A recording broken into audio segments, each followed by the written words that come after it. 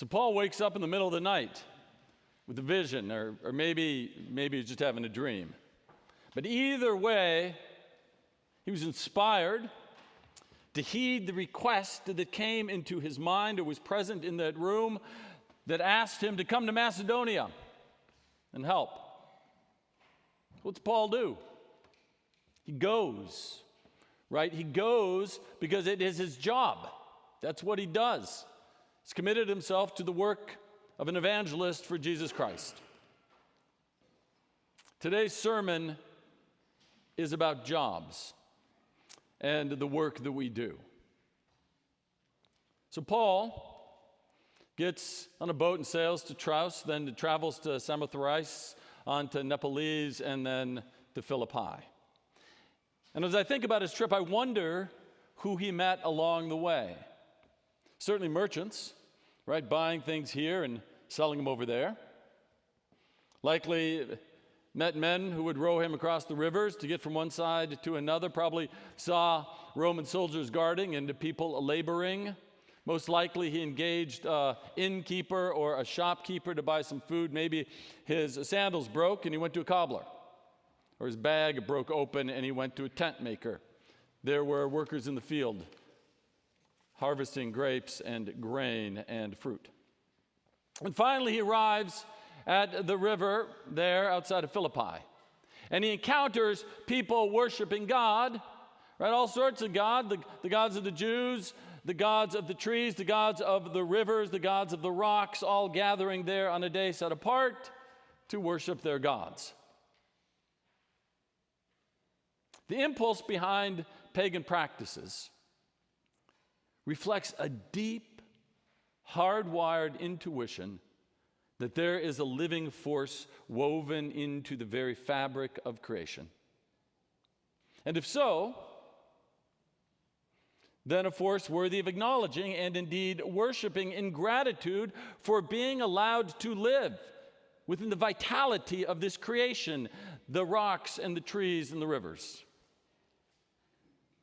The impulse to worship is distinctly human. There's no period within the known record that does not include worship as a pattern of human behavior. In fact, a careful reading of the first creation story in the first chapter of the Bible in the book of Genesis suggests that the very purpose of humanity is as a mediator between God and creation. Worship, therefore, is a technique. Worship is a vehicle, a unique activity that is done by humans alone. It's our work, it's our job. In fact, the very name assigned to worship is what? Liturgy, which means the work of the people. That's what it means. This worship thing given to humanity, the thing that we do is to draw back the curtain between the temporal and the eternal, between the material and the spiritual, between the physical and the metaphysical. Because we're hybrid beings, made like God with eternal souls, but also embodied to walk upon the earth at this time with a voice, to make the point that this place, this world exists because of God. We are designed for this. We are designed to say thank you, not necessarily because we have a needy God who needs us to say thank you, but in gratitude for living within the embrace of the trees and the rocks and the rivers. And as we know, that's not just a Christian characteristic, nor is that singularly a monotheistic impulse. Had Paul made it all the way across the Atlantic and wandered up to the Pacific Northwest, that's a long trip.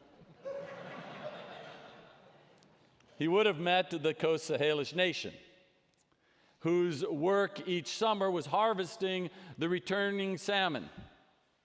And what they did with that first fish caught was ritually cook it and take its bones and return the bones back to the sea, to the water as a sacrament, honoring their gods. It was part of their work. As I said, work has been on my mind a lot lately because given this environment, I know too many people who have recently lost their jobs. But I also see jobs around us changing significantly. Right? The merchant no longer needs to travel. Quick Google search will suffice. Right? Rowing people across the water is now for exercise. Guards have been replaced by doorbell cameras. Homes are built by robots, right? Modular structures Legoed together. Pretty soon we won't need people to drive bulldozers or backhoes or manage imaging machines at the doctor's office. Jobs are changing, aren't they? Do you see that? No.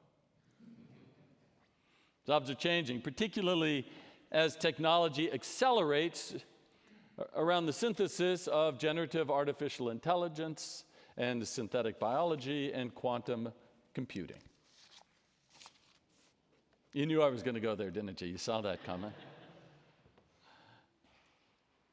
It will not be long before we find ourselves living in a world where we just do not need to do a lot of the things humans have always done. And that is going to cause some serious disruption. It'll change the rules of the economy, maybe in ways that are even more radical than when free human labor was wrestled out of the hands of slave owners 160 years ago. There'll be all sorts of opinions about new technology, from the retrograde words of the Luddites to people trying to download their brains. It'll be a wild ride, and it is definitely coming. And we as Christians are ready. We're ready because we know our jobs, if we know our jobs. And Paul's here to help. And his encounter with Lydia at the riverbank is instructive. She's there with her God, with other people and their gods, worshiping that day. Turns out Lydia had another job. Lydia was an entrepreneur who was a dealer in purple dye, which is extracted, as we all know, from murex sea snails. Turns out it's not easy to extract purple dye from the glands of murex sea snails. And I didn't know this, it's very smelly. You learned something at church today. But it was a significant job. Purple dye provided kings with color. It was expensive and profitable, and Lydia was a person of significance and wealth. And there she is, with Paul sitting down by the riverbank, with her cohort gathered around. She probably had a little bit of a cohort that gathered with her. And there, I imagine, Paul told her and her friends what he wrote to the people of Colossia. Whatever you do, work at it with all your heart as working for the Lord and not for human masters, since you know you will receive your inheritance from the Lord as a reward. It is the Lord that you are working for. And so if this is the case, all work done is connected to the same purpose. All work, same purpose, serving God within the networked nature of creation. We are connected. And it is this network that Lydia and her friends were perceiving down by the riverside, worshiping their God or seeking insight from the trees and the rocks in the river. And Paul acknowledges this, and then he points to the thing behind the thing, right? To the God who made everything, to the one who is in creation and is beyond creation, to the one who has a steady state presence in the past, in the present, in the future, now, forever, irrespective, this is important, irrespective of any changes that take place in the world in which we live. And this one God who peeked out behind the curtain has a name, Jesus. Paul wrote again later to the Colossians saying this, in Jesus, all things in heaven and on earth were created, things visible and invisible. All things have been created through him and for him. And so if a tree is blown over, Jesus is there. If the rocks crumble, Jesus is there. If the river changes course or dries up, Jesus is there. If a bulldozer drives itself, Jesus is there. If the cyborg runs your x-ray machine, Jesus is there. Even if work is no longer done out of necessity, even if we no longer need to exchange time for money, even if we no longer need to work to make things or to serve people, we will work. Because our purpose for being is as mediators between God and creation. This is our work. And it can happen through any jobs that we do. Even if we're retired, we have work. We're bridge beings. Right? Imago Dei. The role we are designed to do is not dependent on the definition of the job. Any job can be sacramental, and all jobs have the same title. Peter, in his first letter, says it this way: you are a chosen race, a royal priesthood, a holy nation, God's own people, in order that you may proclaim the mighty acts of him who called you out of darkness into marvelous light. Our title is our common identity, our royal priesthood, owned by those who strive to live sacramentally within the framework of their current lives. Every job has meaning because God is, God was, and God will be.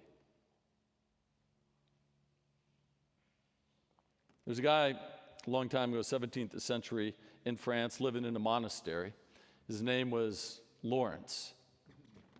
They called him Brother Lawrence.